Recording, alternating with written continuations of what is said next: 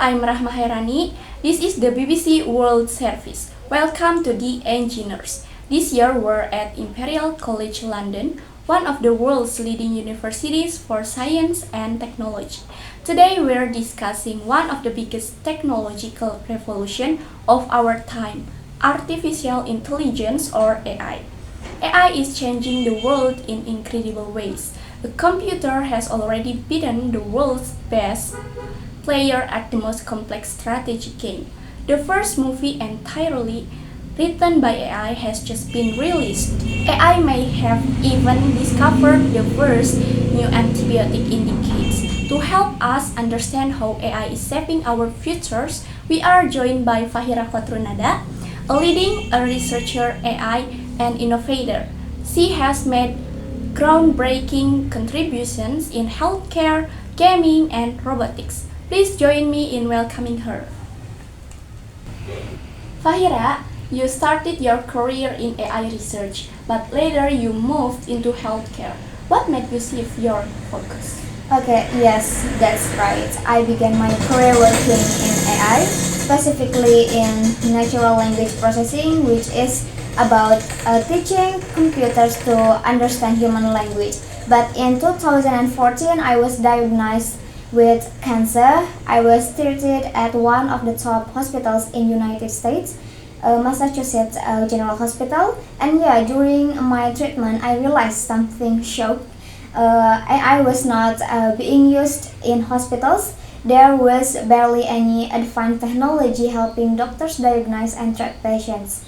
This was surprising me because at MIT, just across the river, we were developing incredible AI tools, but none of them were being used in hospitals to help the real people. And yeah, after I recovered, I felt like my perspective in life had completely changed. I had met so many other sick patients, and I kept asking myself, what should I do to help them? What can I do to help them? So yeah, I started to visiting a doctors and asking how to could bring AI into the hospital. I offer to do it for free, but yeah, at the first, most of doctors were not interested until I finally found a doctor, Maxwell Salvador, who believed we could use AI to improve early cancer detection. That's how my journey in medical AI began. That's such an inspiring story. So, what can AI do when it comes to understanding cancers that human can? Yeah, one of the biggest challenges in cancer and many other diseases is dealing with uncertainty. Right now, doctors have to rely on their own human judgment, and unfortunately, this can lead to delayed diagnosis or even misdiagnosis. One moment that really troubled me was when I look back at my own mammograms after we had built an AI model. I realized that 2 years before my official diagnosis, my mammograms already showed a tiny sign of cancer. For a radiologist, this is almost impossible to detect. The tissue patterns are too complex and there are too many visual distractions, but AI can analyze a massive amount of data, recognizing patterns that human can see, and remove the guesswork that from diagnosis and treatment. That's the real power of AI in healthcare. That's an incredible example of AI's potential in medicine.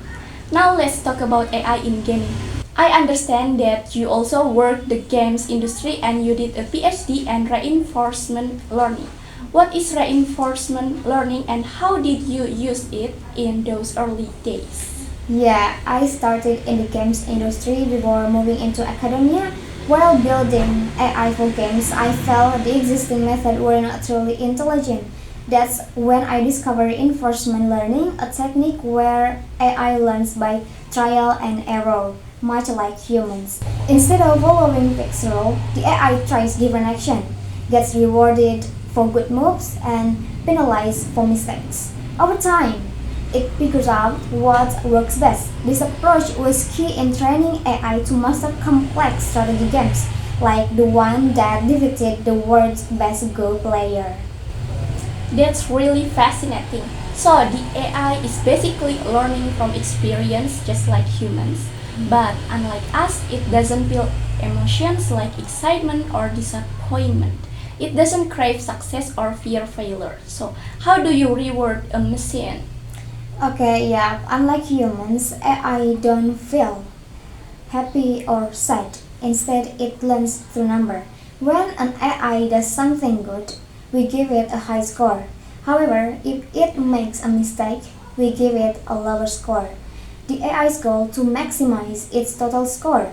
Over time, it learns to repeat good action and avoid the bad ones.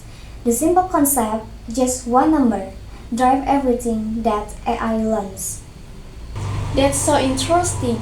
Now let's talk about another area where AI is making a big impact. Robotics. You once said that feeling isolated as a child made you want to create an imaginary friend. Most people just imagine their friends, but you actually built one. So how did you do that? Okay, yeah, that's true. Many people in the world experience loneliness, and there are not enough therapists or caregivers to help anyone. For example, in the US, the number of children diagnosed with autism has increased a lot. 10 years ago, it was 1 in 200 children. However, today, it's 1 in 30 children. So many of these children struggle with social interaction, like making eye contact or recognizing emotions. I could relate to this because I grew up in foreign country, away from my family. Even though the people around me were kind, I always felt different and disconnected. That's similar how children with autism feel. They want to connect, however, it's difficult for them. And yeah, that's what inspired me to create a robot companion. This AI-powered robot understands human emotions, build a relationship with a child, and help them practice social skills like eye contact, turn-taking, and conversation. By interacting with the robot, children gain confidence to improve their ability to connect with people in real life. That's truly incredible. AI is transforming so many aspects of our lives, from healthcare to gaming to emotional well-being. Thank you so much for sharing your journey and insights, Fahira. Yeah, thank you. It was a pleasure to be here.